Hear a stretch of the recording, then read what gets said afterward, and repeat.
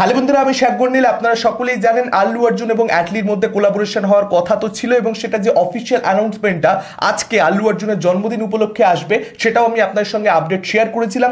যেরকম কথা সেরকম কাজ, আজকে কিন্তু অফিসিয়াল অ্যানাউন্সমেন্ট এই কোলাবোরেশনটার অলরেডি এসে গেছে সান পিকচার্সের অফিসিয়াল ইউটিউব চ্যানেলে। আপনার চাইলে সেখান থেকে চেক আউট করে নিতে পারেন।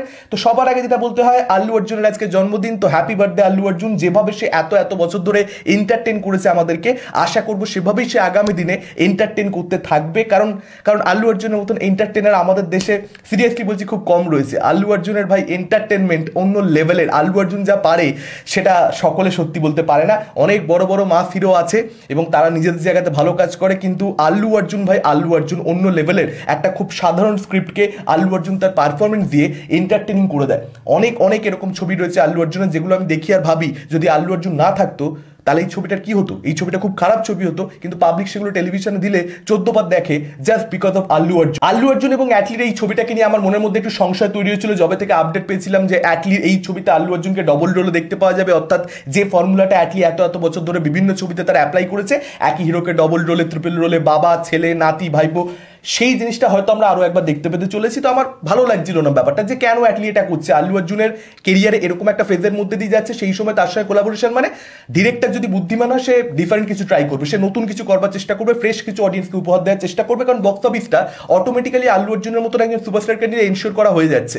ওপেনিং তো ভাই হিউজ লাগবেই। আল্লু অর্জুন পুষ্পা 2 এর পরবর্তীতে যে ছবি আনবে সেই ছবিটা অ্যাভারেজও যদি হয় তাহলে বক্স অফিসে ধামাকা কালেকশন করবে। তো আপনি একটুখানি নতুন কিছু ট্রাই করুন। অ্যাটলি কেন সেটা করছে না, আমার একটু খারাপ লাগছিল। কিন্তু আজকে অ্যানাউন্সমেন্ট টিজারটা দেখবার পরবর্তীতে আমার যাবতীয় যে হতাশা, যাবতীয় যে সংশয় সম্পূর্ণরূপে দূর হয়ে গেছে। সেটা তার কারণ সিম্পল, এই অ্যানাউন্সমেন্টটা দেখে বুঝতে পারা যাচ্ছে নতুন কিছুই কিন্তু অ্যাটলি অডিয়েন্সকে অফার করতে চলেছে। হ্যাঁ, হয়তো সেই ডবল রোলের ফর্মুলাটা আমরা দেখতে পাবো, কিন্তু এক্স্যাক্টলি সে যা যা এত বছর বানিয়েছে তার থেকে এটা অনেকটা আলাদা কিছু হবে, অনেকটা নতুন কিছু হবে, ফ্রেশ কিছু হবে। তার কারণ সে একটা নতুন ওয়ার্ল্ড তৈরি করতে চলেছে, যে ওয়ার্ল্ডটা এর আগে অ্যাটলি কখনো ক্রিয়েট করেনি। এবং সেই ওয়ার্ল্ডটা এখানে মেকাররা যে মেকশিওর করবার চেষ্টা করছে যে ডিফারেন্ট কিছু শুধুমাত্র নয়, তার সঙ্গে সঙ্গে বড় কিছু হবে স্কেল ওয়াইজ, সেটাও কিন্তু অ্যানাউন্সমেন্টে প্রমিস করে দিচ্ছে। তার কারণ আপনারা যদি দেখেন সান পিকচার্সের অফিসে আমরা দেখতে পাচ্ছি আল্লু অর্জুন অ্যাটলি তারা দেখা করছে এবং তাদের মধ্যে একটুখানি আলাপ আলোচনা হচ্ছে। তার পরবর্তীতে তারা ডিরেক্টলি চলে যাচ্ছে ইউএসএতে এবং সেখানে বিভিন্ন ভিএফএক্স কোম্পানির সঙ্গে তারা কোলাবোরেট করতে চলেছে। তো তাদের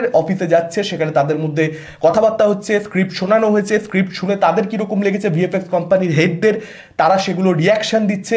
তো অ্যাকচুয়ালি যে যে প্রসিডিংসটা এতদিন হয়েছে, যে ডেভেলপমেন্টে এতদিন এই প্রজেক্টটাকে কেন্দ্র করে সান পিকচার্সের এন্ড থেকে, অ্যাটলির এন্ড থেকে, আল্লু অর্জুনের এন্ড থেকে হয়েছে, সেটাকেই কোথাও একটা ক্যাপচার করা, সেটাকেই কোথাও একটা শ্যুট করা হয়েছে, সুন্দরভাবে এডিট করা হয়েছে, অডিয়েন্সের সামনে রাখা হয়েছে। তো একটা নতুন ধরনের তো প্রমোশন আমি বলবো না, কিন্তু একটু ডিফারেন্ট কিছু।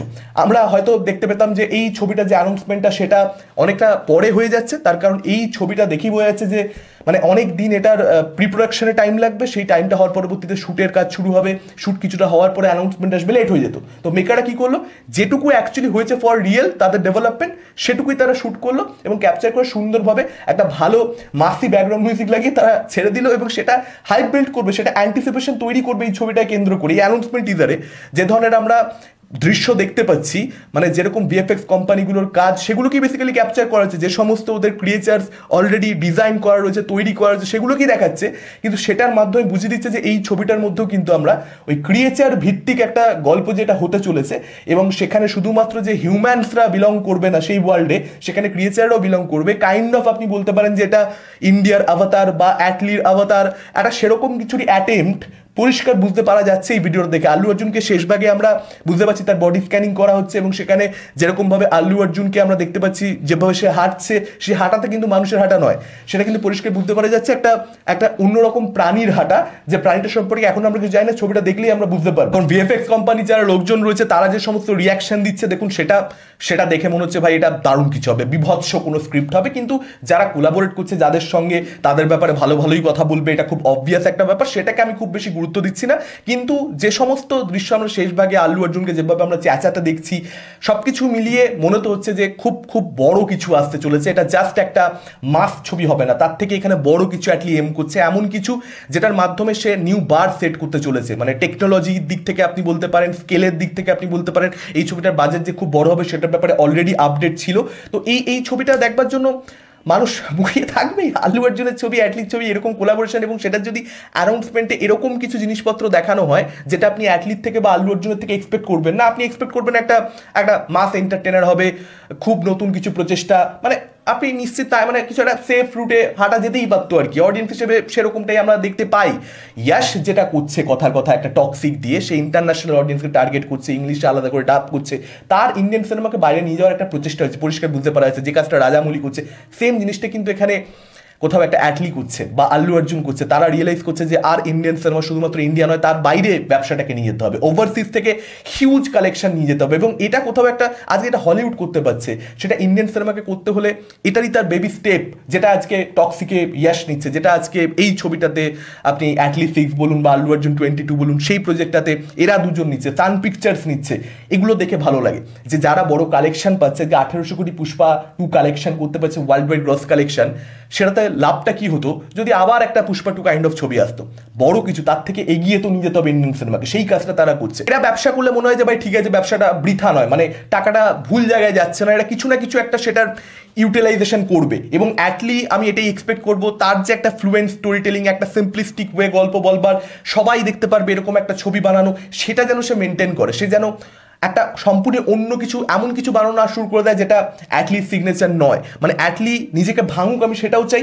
আবার সে যে ধরনের কমার্শিয়াল ছবি বানায় যেটা 8 থেকে 80 সকলের জন্য, আমি চাই না সেটা আবার ব্রেক হয়ে যাক। মানে সেটা কিন্তু কোথাও একটা মানে অ্যাটলি একটা পার্টিকুলার টার্গেট অডিয়েন্স সেট করে ছবি বানালে সেটা ইন্ডিয়ান সিনেমার জন্য ক্ষতি। অ্যাটলির মতন ফিল্ম মেকার, রাজামৌলির মতন ফিল্ম মেকার, এদের সকলের জন্যই, কারণ এরকম ফিল্ম মেকারের অভাব রয়েছে যারা সকলকে এন্টারটেন করতে পারে। মানে একটা ফ্যামিলি নিয়ে আপনি যাবেন, একটা কোয়ালিটি টাইম স্পেন্ড করবেন, বেরিয়ে আসবেন, অ্যাকশন থাকবে, কমেডি থাকবে, ফ্যামিলি ভ্যালুস থাকবে, সব কিছু। আমি চাই অ্যাটলি কিন্তু সেটা মেনটেন করুক। তো অ্যাটলি সেটা এই ছবিটাতে এরকম একটা নতুন ওয়ার্ল্ড তৈরি করে কিভাবে করে আমি দেখবার জন্য মুখিয়ে থাকছি। এবং বাজেট যেন ওভার পাওয়ার না করে, যে ফ্লুয়েন্ট স্টোরি টেলিংটাকে, অ্যাটলিস্ট যে একটা ফ্লুয়েন্ট, একটা সোজা সাপটা, একটা সিম্পল ন্যারেটিভ, সেই জিনিসটাকে যেন কোথাও একটা বাজেটটা, স্কেলটা বিঘ্নিত না করে দেয়। তো আমার সেটাকে নিয়ে একটা ভয় থাকছে। কারণ ম্যাক্সিমাম যে বড় বাজেটের ছবিগুলো যখনই ভিএফএক্স হেভি হয়ে যায়, তখন এই ধরনের রাইটিংয়ে আমরা ডিফিকাল্টিস দেখতে পাই। মনে হয় যে ভাই রাইটিংটাই ভালো করে করা হয়নি, শুধুমাত্র খরচাই করা হয়েছে। সেটা যেন এই ছবিটার ক্ষেত্রে না হয়। কারণ এত বড় কিছু তারা এম করছে, যদি রাইটিংয়ের জায়গাটা ঠিক থাকে, যদি ইমোশনের জায়গাটা ঠিক থাকে, যেখানে অ্যাটলি খুব জোর দেয় নিজের বিভিন্ন ইন্টারভিউতে, সেই ইমোশনের কথা বলে, যে অ্যাকশনটা কোথা থেকে, এই কথাবার্তাগুলো এখন মানে খুব কমন হয়ে গেছে। রাজামৌলি অ্যাকচুয়ালি এটা সবার প্রথমে বলতেন, এবং সেখান থেকে অ্যাটলিও কাইন্ড অফ সিমিলার কথাবার্তা বিভিন্ন ইন্টারভিউতে বলছেন। এবং তার বেশ কয়েকটি ছবি দেখে মনে হয় যে হ্যাঁ, সেটাকে সে ভ্যালু দেয়, জাস্ট বলতে হয় বলে বলা নয়। তো সেটা আমি আশা করবো এই ছবিটা তো মেনটেন হবে। যদি হয়ে যায় আল্লু অর্জুনের মতন একজন সুপারস্টার এরকম একটা বড় স্কেলের ছবি আনছে অ্যাটলি ডিরেকশনে, ইট উইজ মানে আমি ভাবতে পারছি না যেটা কি করতে চলেছে অ্যাকচুয়ালি সিনেমা। আপনাদের কি মতামত, আপনার ডেফিনেটলি সেটা আমাদের কমেন্ট করে জানাতে পারেন। এই ভিডিওটা ভালো লাগলে লাইক করতে পারেন, শেয়ার করতে পারেন। আমাদের চ্যানেল নতুন হলে চ্যানেলটাকে অবশ্যই সাবস্ক্রাইব করতে পারেন। আজকের মতো টাটা, চোখ রাখুন পরবর্তী ভিডিওতে।